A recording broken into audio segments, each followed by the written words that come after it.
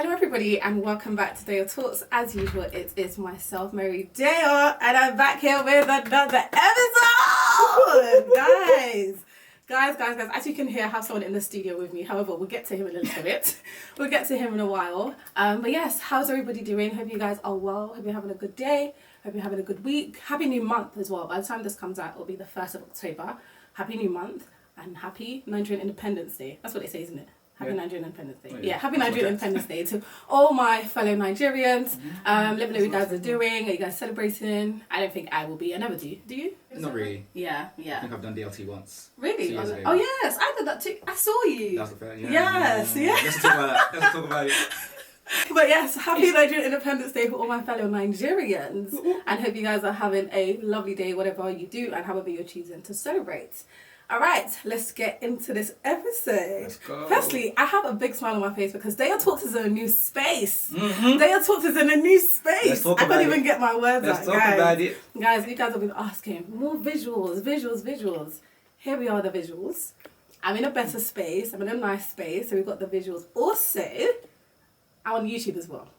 So you people that have been asking me, that have been hounding me, now YouTube is here. So DeyoTalks on every platform. That's Instagram, Instagram, Not yet. TikTok, and YouTube, DeyoTalks, DeyoTalks. You know the deal, like, comment, subscribe, like, comment, subscribe, all of that good stuff. And yeah, let's push this, DeyoTalks out there. OLU. How are you? How are you? I'm very well, thank you. How are you really? Well, that's a very good question. Let me take a commitment. I'm grateful, thankful, definitely tired. Had an epic night vigil yesterday. Yes, we did. That was sensational. Yes. But now, generally speaking, just grateful for life. Yeah. That's good. Thank you very much. I like that. How are you feeling? I'm feeling good. You're glowing. Yeah, thank you. You're shining, girl. I see you shining. Okay, stop. Okay, but yeah, I'm feeling good. Yeah, I'm feeling good. I know obviously we just asked, like, how are you? But I listened to a podcast earlier this week, and the lady said to her guest, like, how are you really? And not the just normal, how are you? Like, how it's are so you easy really? to just autopilot. Exactly. Yeah, Everyone and that's what I would say. Yeah, like, I'm fine. Exactly. But yes, guys, welcome my guest, OLU. I'm so shy. Don't worry. Okay, so before we get into the episode, so the topic for this podcast episode, if I can get my words out, is grief. So I just want to say just in the beginning, just to do like, I guess like a trigger warning, if you're feeling uncomfortable, this may not be for everybody. Some people may not feel comfortable with this topic. So please, if you're not feeling comfortable and you don't really want to get into, I guess, the conversation of grief, then please feel free to skip. There's so many other episodes that you guys can catch up on. There's the episode with my mum. There's the episode with Oriade. There's the episode with Mary. There's the episode with Abby. So please, there are many other episodes that if you haven't listened, please go feel free to listen. But if you're happy to stick around, please stick around. I think it's going to be a great conversation. Hope you learn something and you're able to pick up a thing or two, and hopefully something resonates with you too. All right, should we get into it? I feel like I was rapping there. Like, bars. Okay, so look, before we start, I thought we'd play a game of this or that. Okay, how does that go?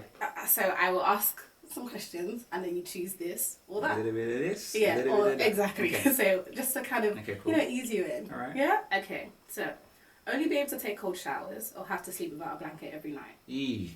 Quick, don't have time. Cold showers. Cold showers, okay. Only be able to use a flip phone or have to carry a boombox for music. Ooh, flip phone. Okay. Just old school, just... Yes, okay. Rich and famous or rich and unknown? Rich and unknown, boy. Interesting. My village people are watching. Okay. Sunrise or sunset? Oh, sunset. Okay. Sensational. Being on time or being late? Fashionably late. Nah, on time. Always. Always on time. Always there when you're always on time. Okay, sure. Okay. Being too hot or being too cold? Oh, I'd rather be too cold. Rather be too... Oh, yes. Can't come my nigga myself out here. If it's too hot, you can only take so much. Yeah, actually, I swear easier, actually. So too cold, you can layer up a little okay, bit. Yeah, enough, definitely too cold. Alright, Saturday or Sunday? Sunday. Why? It's church day, Oh, okay. Every day's church day, but then Sunday... there's work the day after. That is true. Yeah. Okay. Sunday, Alright. we'll go Sunday. Okay. Losing sleep or skipping a meal? Skipping a meal. Animals or people? People. Notebook or notes app? Notes book. When was the last time you wrote that you talk about notebook? What I do, right? Notebook is just like the hard touch, Sand or hard snow? copy. Sand or snow? Snow. Shopping online or in store? Definitely Online, it's safer. Okay. I'm going to start buying everything. Okay, fair enough. Plants or pets?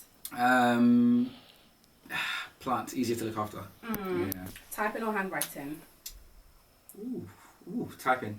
Okay, but that's interesting because when I asked you notebooks or note app, you said notebook. And then I said typing on, and then you say typing. I know, but with handwriting, I need to think about it a little bit. Shoes or bare feet? Oh, definitely shoes. Okay. Yeah, Okay, washing the dishes immediately or waiting until the sink is full? definitely immediately. Okay, That's are you not sure? always. Okay. Always. Okay, small group or big party? Ooh, big party. Yeah, you give big party vibes. Yeah. Okay, game night or movie night? Ooh, games night. Okay, and this last question, truth or dare? Truth or dare? Truth. Tell me something true. Truthful, or tell me something true. I'm nervous right now. Okay. Yeah. Okay. Tell me more about that. Why are you nervous? Because this is serious. My first pod of DeyoTalks. Is that what you mean? Oh, welcome. No, thank you very much. No, we're good. I like the honesty as well. Thank you. Welcome. Great. Lovely. How are you feeling? Are you a bit loosened up? Are you loosened up a little bit? Yeah, no, I am. Okay, cool. All right. Well, let's get into the episode. Let's get into it. Right, guys. Like I said, we've got OLU in the episode today. OLU on the pod today. And today we're going to be talking about grief. And I guess the reason why I wanted to talk about grief was because, not anything specifically, I was having a discussion with OLU about his grief story. And I just thought it would be a good topic to just talk about, a good topic for him to kind of just, I guess, share like his story. You guys know I'm all about sharing. Let's share our stories, share our experiences. And yeah, and hopefully, I don't know, just hopefully that something resonates, you know, with someone. And if there's anyone that's going through, that's grieving at the moment, hopefully you kind of, I don't know, pick something from OLU and maybe feel the sense of like, I'm not alone in this. Yeah, I hope that makes sense. Yeah. Okay, OLU. Mary. Feels weird. Shall I call you Day? Oh, whatever you want. Day. Mary, Day, or whichever one, I Day don't mind. So obviously we've spoken about your experience, or I guess your grief story. It feels weird saying that. But a bit of background, OLU lost his mum when he was 8 years old. 8, yeah. So yeah, talk to me about that. Talk to me about that experience. Obviously we were quite young, but what did you understand of what was happening? If you get what I mean. It's funny because when you say 8, that's such a long time ago, man. Yeah. That's 2001, 24 years ago. Yeah. Insane. That story, where was the start? I think there was a time, when I think back to losing my mum, or when I think back to my childhood, generally speaking, I think there was like a before and after. Okay. I think there was before losing my mum, there was after losing my mum. And I think it's fair to say, as life as I knew it after losing my mum, completely different from before I knew my mum. Before I lost my mum. But yes, before, you know, life was good. I was 8, didn't really know much, didn't really understand my feelings. 2 sisters, dad, functional family, what felt like a functional family at the time anyway for an 8-year-old. Yeah, it was jovial, it was playful. Then I guess life happened, lost my mum. Then life after losing my mum was very different. It was more, I lived with my extended family, so my grandpa, my grandma, uncles, aunties. It wasn't dysfunctional, but didn't live with my dad growing up for at least the first 4 years after losing my mum. So that had its challenges, complications. Emotions were a bit hard to navigate as well during that time. A bit of identity sort of crisis, not knowing your mum, or really, you know, you knew about your mum through other people's stories. Yeah, because you were so young. So that was a thing to navigate as well. So life after losing my mum was, I guess I'm still living that life. I'm still navigating it. It's a journey. People talk about, you know, do you ever heal from grief? You know, we'll probably talk about that in more details as the pod carries on, or the conversation carries on. But I don't think you do. Thinking back to when I first lost my mum, or like the initial, you know, time, 8, 9-year-old me, it was definitely a very confused, dark, isolated, lonely, didn't quite know how to navigate this space, didn't quite know how to feel actually. And I think when we spoke last week, it was very much, how did you feel? And I was struggling to find the words because as an 8-year-old, you don't really know. Like, you know your mum is in there, or the person that you've lost is in there, but how should I feel right now? I had to, part of it was, you know, thinking back to those American movies I used to watch with my dad growing up, and how you would scream like, no! Or, you know, that kid would grow up to be, you know, Jet Li and is looking for the person to, I'm trying to say to her or whatever, but I didn't quite know how to feel. Also, you know, growing up as well was very much, don't cry, hold it, be strong. And sometimes you felt like you need to be strong for your sisters, for your family, for people around you, not show emotions, but sometimes you just feel like you need to let emotions out. Yeah. So it's just navigating all this space really. So it was a very confused time for me. I'll say that much. But at what point, you just mentioned now that you were like, I guess maybe because you're a boy, or were a boy, obviously you're a man now, they're like, well, listen, hold it hold it in, don't cry, whatever. Do you remember the point that you felt like, okay, I need to let this all out now? Or did you have a moment of like, just release? I think probably for the first 5 years I didn't really grieve my mum. Why? Yeah. Didn't even know what grief meant. For starters. Did I cry a little bit? Yeah, of course I did, but you know, sometimes I'll cry from getting disciplined, punished, whatever. But I felt like I probably started grieving my mum more probably my late teens, early 20s. I think the weight of the loss became more apparent. Probably grieved a bit more. There was a time, I think in year 11, when I felt like I grieved my mum. I grieved my mum. And I was having a conversation with my dad. It was about choosing my subjects for A-levels. And I think I was in the deep performing arts. That's when my dad started. This is how these kids were going to be doing silly topics and blah, blah, blah. What do you want to be? There's a Washington son. All that chat. It was just a bit. And I was just thinking, if I had a mum to advocate for me, hey, like, this would have been... So I just remember being in bed, just like, bawling my eyes out. Like, just... Because my dad had to obviously be the mum and be the dad. Yeah. It's quite difficult. Yeah. Working 9 to 5 and all that stuff. So by that moment, it just felt like if I had a mum, she would have said, Mr. Man, relax now. Well, you know, I was still going to do maths. I was still going to do physics. I just wanted to have like a, you know, leisurely sort of subject in there. But that was the whole conversation. So that was one time I definitely remembered like grieving my mum. I was saying griefing. Griefing. I'm so out. Grew my greenness in my blood. It's okay. But it's okay. English is not a first another time there was a situation where I think I was watching a movie and I think the boy had lost his mum. And just obviously cinematics and, you know, all the, essentially the cinematics just brought it to life as well. So yeah, I was just like, you know what, I'm just going to let it out. There's nobody here, it's just me in my room, just, you know, so. And it felt good. But I felt like I probably could have done with doing that earlier, you know, growing up. Why? But, there's no perfect time to grieve, I don't think. You know, it's a journey, like I said before. It hits you in wave. It's like, I'll probably liken it to like this companion that sort of just follows you, that you sometimes forget about, or then revisits, you know, you at different sort of points in your life. Is probably how I would describe grief. But I just felt like if I'd, you know, expressed, let it out, like people say, maybe I wouldn't have gone through some of the things I went through in certain relationships, interacted with certain people, the way I interacted with certain people, relationships could have been slightly different, just with people, with friends, with romantic relationships as well, probably could have been slightly different. In what way? I say hurt people. I don't necessarily, and it's like one of those like throwaway sort of phrases that people say, but there's something about mother's love, or father's love, or just a parent's love. You know, thankfully, I was able to sort of tap into that just from mums in church, aunties, but it's still not like your mum, do you know what I mean? Yeah. And yeah, just learning what that love feels like, looks like, probably could have been advantageous in certain relationships in my early days. I feel like.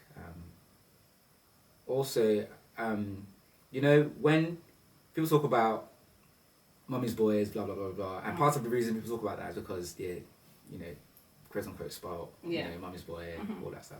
But sometimes as a man, you want to know what it feels like to be, you know, this is probably going to sound controversial, just to, what it feels like to be taken care of like a prince, or like, interesting, almost like, my only son, I adore you, you know, you deserve the world, sort of like treatment. You know, I got that, you know, in little glimpse from aunties, uncles and stuff, but It wasn't the same. You can't compare it to a mother's love. So. But why was that important to you? It's important because if you don't get it from the right people, you might get it from the wrong person. You might be seeking for that love from maybe like a partner, and sometimes it's not that partner's place to give you that. You know, that fundamental, that elementary sort of like motherly sort of love. But some people are looking for mums in their partners. Some people are looking for dads in their boyfriends, their husbands. But it's key to understand that in an ideal world, you'd have your mum, your dad, your partner, your lover, blah blah blah. So, thinking about that, actually, I think I hear people say that all the time. I think I've probably said it. Like, obviously, I didn't grow up with my dad, but I think I've also said that. I feel like I look for a father's love in men, but I don't know if I understand what that means or what that looks like. Do you know what I mean? Yeah. So it's interesting that you said. That's why I asked you, like, why is that important to you? Because like I don't know if I crave. I don't know if I crave like a father's love, because again, I don't know what it feels like. I've never experienced it. Do you know what I mean? Yeah. Like, obviously I know that my dad loves me because you don't have a choice. I know that he loves me, but I don't know, like, if you've never had something, how do you then, obviously it's different in your case where you had your mum, do you know what I mean? So you kind of experience, what it feels like to have that motherly love. And then I guess to not have that then feels a bit distant a bit. Yeah. Do you know what, I get that. When you were talking about living with like family, I thought about when I lived in Nigeria and like my mum would come to this country and we were like living with like aunties and uncles. And I remember saying on one of the episodes that there were things that would happen that I would say to myself, oh, if my mum was here, this would happen. Exactly. Do you know what I mean? Those are those moments. Yeah. Oh, too many. Yeah. Yeah. But that's interesting. That's a beautiful thought. I'm going to think about that. Yeah. Yeah. I'm actually going to think about that. And it's, to your point as well, if you're, you said you look for that fatherly love in your partner, for example. Yeah. Not having it from your dad, I should have given that just by biological sort of whatever you want to call it. How do you know if you're getting the true nature of that fatherly love as well? But my thing also is, if you've never had it, how do you know what it is? That's do you know what I mean? Well, I think about is just the Bible really, and just maybe go back to that. But then you would get that love from your other parent, isn't it? Like, but then again, obviously God didn't create us to just have one parent, isn't it? He did mum and dad for a reason. Indeed. So yeah.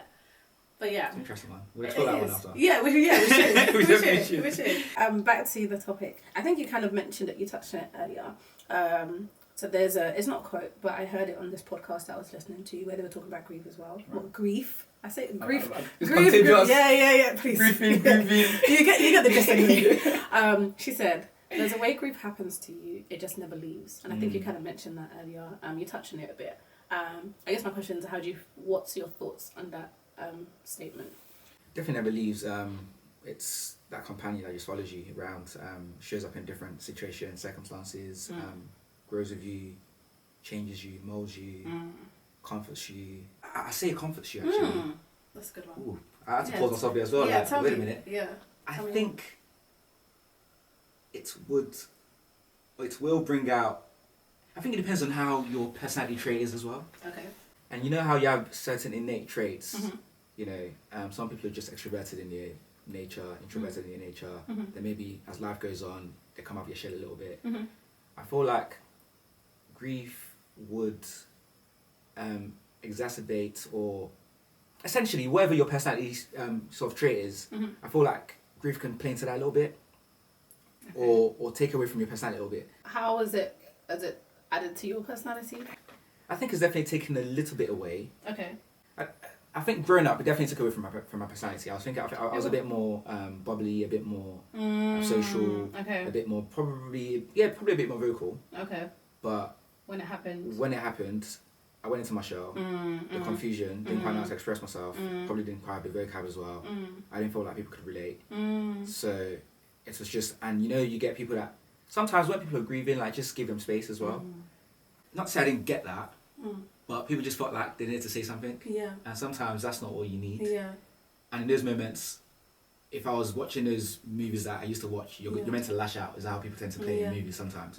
But as a Nigerian, you can't lash out. You might chop a slap while you're grieving. I don't care about these. We don't condone, obviously. We don't condone violence. Disclaimer. Yeah. But, just in those moments, I'll just, keep to myself. I'll just hold whatever I'm thinking, not say a word, and just, when you're done, you're done. I'll just deal with it how I'm going to deal with it. So if my auntie knows now, when they're saying anything that doesn't really chime with me or I don't really agree with, I won't debate it. I won't counteract it with words or whatever. But they'll see a look on my face or a smile, and they'll just like, Olu's not going to do that stuff. And that's something I've learned from growing up. It's not every time you have to say, I'm not going to do something. Yeah. Do what you're going to do. Yeah. And that's something that I had to learn growing up. So, but yeah, grief done that to me. Let's talk about growing up. You've mentioned how grieving or grief has kind of affected like your personality. How about like, I don't really want to say childhood because you may not remember childhood so much, but maybe like your teenage years.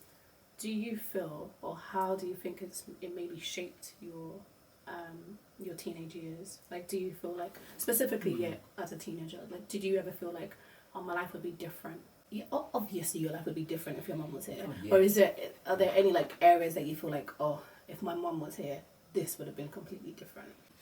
Definitely in situations, I would say. Teenage years, I've thought about that question actually. It's a good question. I've thought about it so many times, and I think the bottom line is, in life, just thank God. Thank God for life. You know, the fact that we are living today is a testament in itself. I think that's the first thing. The second thing is we don't know what we don't know. I've seen kids with mum, dads go astray. Kids with mum, dad hate their parents, and you're thinking, how can you possibly I need another one. You know what I'm trying to say? I could think of another one.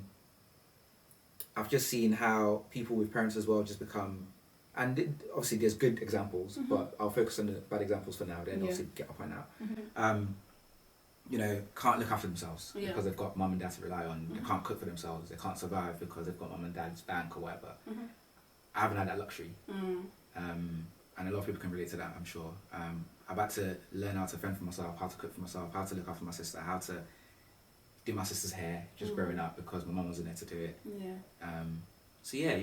That's the positive I've taken away from it. So in my teenage years, I was doing a lot of things that my friends weren't doing. Let's put it that way. I felt a bit more matured. I felt a bit more...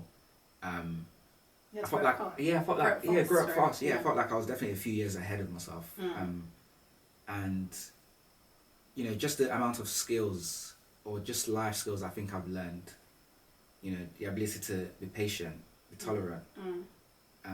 I think that's even affected my relationship with God as well. So people find God at whatever age they find God, but for me it is exploring the idea of God from a young age, from when I lost my mum basically. And it was very much, people will tend to say, God, why? Why would you take somebody so beloved to me, X, Y, Z? But I think very early on, I realized God is God, irrespective. Interesting. Just irrespective. So just certain concepts that you probably wouldn't explore till you're maybe in your late teens, early 20s. I felt like I started to toy with those ideas and explore those things like that at a younger age. So. Let's talk about God for a minute. That's something that I wrote down because I remember we spoke about it and I can't remember exactly what you said, but I remember asking you if you were angry at God and you said no. And obviously now you've just kind of basically said that you just accepted that, God is God. But why do you think that is? Because I'm thinking about myself. You're going to fight God? You're going to bring a rumble with God? Even now, if it happens now, obviously we're all going to die one day. The prayer is that we live long, a long life. But at the end of the day, we're all going to go one day. If one of my parents, or when they do, I mean, God forbid, but if it happened right now, I'm not going to sit and say, so God is, no. And that's me at 22. Do you know what I mean? So why do you feel like you had that, I guess, confidence or that assurance that, it's fine, like it's happened, God is still God regardless? 8 years old. I didn't know much. So young. I didn't know much. Yeah. I think that plays a part as well. I think the deeper your relationship is with somebody, the more you probably feel their loss. So maybe I had a bit of an advantage by not having known my mum that well when she passed away. So there was a bit of there's somebody missing. 2 plus 2 is not 4 anymore. Do you know what I mean? It's -1. But I think there was bit of an advantage with that. Mm-hmm. So, okay, something has changed. Mum is gone. She's not gonna. Life was never gonna be the same. Mm-hmm. Thinking back to when we moved in with my grandparents. Mm-hmm. My grandma would do like devotional every morning.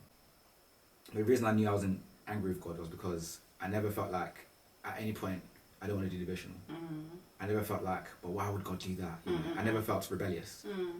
So I just knew that part of my life was at peace, as in my relationship with God was at peace in that respect.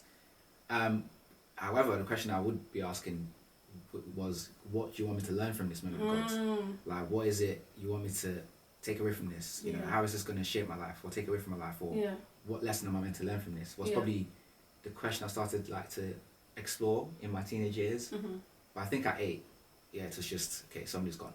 Okay. But thankfully as well, you know, people say God is love, right? Yeah. I felt God's love, even in all of that turmoil. Nice. Do you know what I mean? So maybe that was another reason I didn't really question God as well. It was in, you know, the emotional love, the physical love from grandparents, uncles, aunties, the provision that I got. I never felt like I lacked anything growing up. So yeah, that's God's love, right? In a way, through people that's put around us. So I didn't feel like I had to question God. That's good. But obviously the loss itself is like, why have you taken my mum? So I didn't feel like I had to do that, because I just, something just transcended that for me, and I guess it's just people's love around me. What's the most surprising or unexpected part of grieving for you? So now that you've obviously mentioned, in a way, you had peace-ish in the grief, right? That's painful. For sure. Yeah. But there's still like, obviously we're talking about God. God is like the calm in in a storm. Amen. So I wonder if obviously it doesn't have to be like your answer, but I just thought, I wonder if, for me, that would be a surprising thing for me. Like, this is so hard, this is so tough, this is so painful, but yet there's still that, like, it's okay. Do you know what I mean? But it may not be for you. I think the surprising thing for me, I don't talk about this topic quite often. I rarely talk about this topic, which is why when you said let's talk about it, I wanted to explore it, because I felt like I've just put it in the back burner for a long time. So this is quite therapeutic for me, so thank you. Thank you. I think the most surprising thing for me, or that I've come to understand, is just the fact that it just never leaves you. And it's just when it just comes out, or when it surprises you, and it comes to fore in different sort of situations, scenarios, just when you think you've forgotten. Because people say, well, I don't really think about the person I've lost or whatever. But it's when I'm not expecting it, that's when I just floodgates. It's like, whoa, what was that? Cheat up, man. I think that's the reason it surprises me is just the depth from where that emotion, feeling is coming from. And it's almost like, wow, you'd think maybe after so many years, healing would cause that. You're almost like, you know, when you cut yourself. I cut myself here, actually, I don't know if you can see it. Once upon a time, you guys can't see it. It's here. I was like a big gash. But just over the years, now all you can see is just like a little line. And you just feel like maybe grief would look like that as well, where there's a depth or there's a big void. Or maybe just over the years, you know, through love, through healing, through talking about it. Just almost like sedimentary rocks, like just layers. And it's going to get to a point where that void is going to be filled and it's going to be flat, and you can then move on. No, it's... I know that's not the case now, because when the floodgates open up, when they've opened up, it's like, whoa, it feels like yesterday. It's almost like flashback, that's already into the past, and it's just like, it feels really raw. So that part still shocks me, I can't lie. And with that being said, I know come the day when it's time to do celebration and maybe do weddings, and I know it's gonna come. I can try act like I'm gonna be all, you know, but thug tears. I'm waiting for it now. I can't even lie, but that part still shocks me. It's interesting that you said that's something that I wrote down. I said, when I asked about the question, what I wrote down was maybe the fact that it never leaves you. And the reason why I wrote that down, I haven't experienced grief like that before. However, I've seen my mum, like, I was so young when my mum lost her dad. I don't know how old I was, but I was very young. And I still remember, like, just how much she broke down and cried. Obviously, she was kind of youngish. I think she might be maybe in her 30s, I believe. So that's a picture that I remember in my head. Like, I would never, ever forget that. I know what she was wearing. I know what her hair looked like on that day. And then another thing that I thought is, I never met my mum's mum, so my grandma on my mum's side. But whenever my mum talks about her, I can hear the pain in her voice. And my mum is she's grown, like she's in her 60s, do you know what I mean? So just thinking about that, like, and she lost her mum as well when she was quite young. I don't know, maybe, I don't know. But I don't think she was up to 20, I think, when she lost her mum. And now she's grown, she's been married and, you know, has 2 kids, and there's still that pain in her voice, like, my mother, do you know what I mean? Right. So yeah. Have you ever felt, like, I know when people talk about grief, it's very much, I guess the most common one is obviously losing somebody that you love. Yeah. But you know how you can lose somebody in different ways, right? Yeah. You know, it could be a relationship, that heartbreak, that first heartbreak. Yeah. Removing my first heartbreak. R&B, ice cream. I didn't even do the ice cream. I don't cry. I didn't smoke anything anyway, but yeah, you know, like, you can still feel that feeling. Yeah. Like, also grief is this personal, emotional,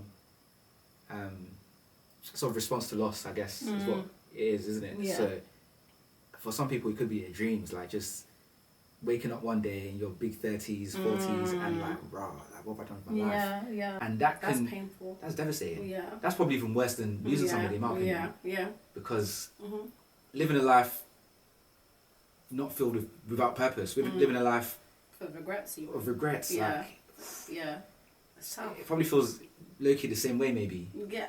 So I don't know if you've. It can feel the same way. It can feel the like same way, because I don't want to take away from your. No, the symptoms can never look the same. I mean. You feel like you've. Hey, good. you felt something so deep, personal. I have. I think mine's more heartbreak. Gosh.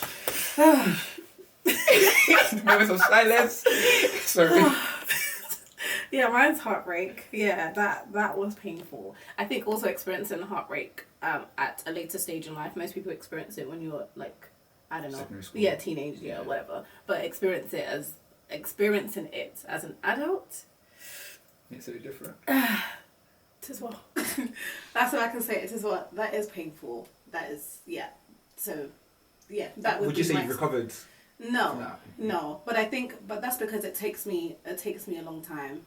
I will be okay, but again, like you said, it comes in waves. Like some days I'm fine. I'm like, oh yeah, like, you know, I'm cool. And then other days it can just be it can be anything, and I just sit down and just start wailing like a little baby. So I think that's for me, heartbreak. Not fun. Not fun. Okay. Sorry, moving on swiftly. How are you feeling so far? I'm feeling good, actually. I'm feeling relaxed. Good. Something I was going to say, you mentioned earlier on about talking about it and saying that you don't really like to talk about it. Yes. How do you feel now talking about it? Like in this moment, how do you feel? Much better. I think that's come with maturity.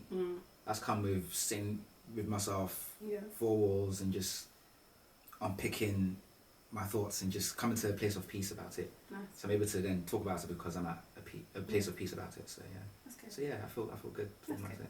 Lovely. Yeah. Good. Okay. Right. So this again was taken from a podcast I was listening to when they were talking about grief. The lady mentioned that she lost her mum, and she said that the last conversation she had with her mum, she said to her mum, "I'm going to call you back." I sent you the video.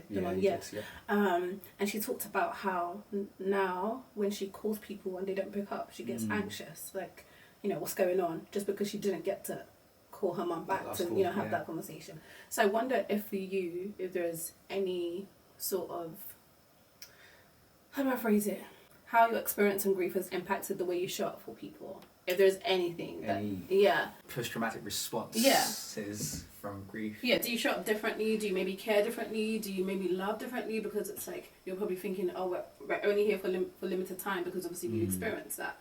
If there isn't, it's fine. But I wonder if like there's something that's kind of made you show up differently for people. I think there's always something. For me, I believe in self-development and just constantly fine-tuning myself. Yeah. When I think back to like early relationships, because that's that one time you get to show love as well, right? And what we're talking about here is losing somebody and how that's affected, you know, your emotional state, love and all that stuff. But for me, I think I wasn't really present emotionally for people. For my family, yes, but for my romantic sort of relationships, I don't think I was really present. So if you're watching this in 2025, I'm sorry. I'm so sorry. I didn't mean it. It wasn't me. That's not even funny. But sorry. Disclaimer. Back to myself. That's because I wasn't cold. I wasn't cold to people. But you know when you felt something so deep and so much hurt, when you feel like little bitty disses here and there, somebody like insults you, and it doesn't really hit the same. It's like, what? Is that it? Is that what you've got? I've dealt with worse. And yes, that can be a comforting thing. That can help you navigate certain situations in your life. But sometimes, especially in romantic relationships, people want you to feel. People want you to be present. People don't want you to push away however they're feeling because you feel like you've dealt with something worse. Because to them it feels equally as big or whatever it is. Yeah. I just felt like, so my response or the way that showed up in my sort of early years was, Ollie, like I'm hurt. You'll be fine. Wow. Without the words, but with my emotions, like you'll be fine. Like I've been through worse. I'm good. If I can go through it, you can go through it. But some people haven't been through what I've been through to be able to go through what you know what I'm trying to say. So, but it's just being present for people emotionally. You know how somebody can say, somebody's passed away. Automatically, nowadays when I hear somebody's passed away, it doesn't hit me the same. Why is that? Because I just feel like, because I've lost somebody before. I've lost two people before that were quite close to me. So it's almost like, like my automatic response is death comes to us all, which is quite morbid, but that's the truth, isn't it? Yeah. But that's not what they want to hear. I would never say that to anybody, obviously. Yeah. But sometimes just that response just wasn't there growing up. So it's very much like, okay, somebody's passed away. I feel your pain. But yeah, the shock factor. You know when somebody passes away, especially Nigerians, my God, my life. You know, that's not my response nowadays. I reckon it could have been different maybe if I hadn't lost anybody. There's two sides to it maybe. You know, if you haven't lost somebody, you don't quite know how to react, how to respond. Yes. If you've lost somebody, then you can become a bit desensitized to it. Yeah. That's what I was thinking because you've lost two people. This is it, right? So, but there's a fine line. But growing up, that fine line kind of wasn't there. It was a bit more into myself, a bit more. I didn't avoid it, but my emotions just isn't present. But now, obviously, a bit more emotional intelligence. In fact, I've been through it as well. Maybe to tap into that hurt and then use it to console somebody else.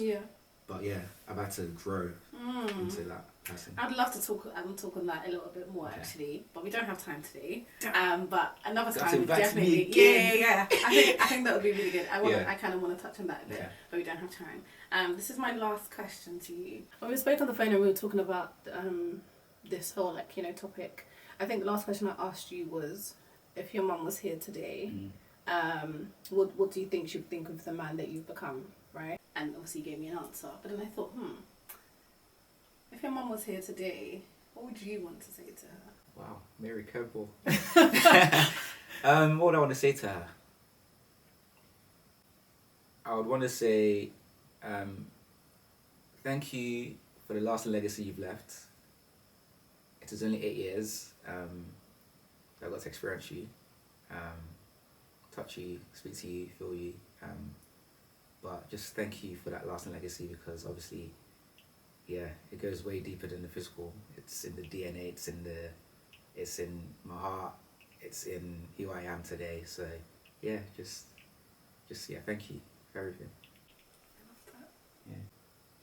Mary, don't do this to me. I've held it down. Thank you. Thank you.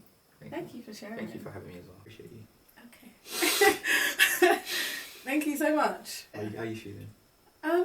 Good. Yeah, that was very touching. So thank you. Thank you, sis. Thank you, Dad. Thank you. You're saying thank you to your family. Sorry. Go ahead. Say thank you to your family. Just thank you. I thank you for giving me the space. DeyoTalks is clearly that it's a safe space. And I need to come in and be my authentic self and share my truth with whoever's willing to listen to it. So thank you for sharing. No, thank you for sharing. Honestly, you don't have to come and share your story, so I appreciate it, because it's a tough one, it's a heavy one, and you didn't have to be honest, and you did, so I appreciate that. Thank you for sharing with me. Thank you for sharing with us. That's very sweet. I can breathe. Okay. Thank you so much. Thank you everybody for listening. Hope you've enjoyed this conversation. I've loved every minute of it. I think it's been great. I always think all my episodes are great anyway, but yeah, I think this has been a lovely conversation. Hope you're able to get something out of it. Hope it was insightful. Hope it brought you some sort of comfort. Yeah, and I just hope that you've enjoyed it. But yeah, guys, please like, comment, share, do all that good stuff, and let's just push this. Let's push this out there. Can't even get my words out. But yeah. Thank you. Say that again. Doing a fantastic job. Thank you very much. Thank you. Ollie's gassing me up today. But yeah, as usual, guys, you know my socials: TikTok, Instagram, and YouTube now. DeyoTalks, DEYO Talks. Follow, like, comment, share. For the love of God, share. Okay. Amen. Yeah, I hope you've enjoyed. Thank you again, Ollie, for coming. It's been great having you. Appreciate you. Yeah, thank you all, and I will see you guys in the next episode.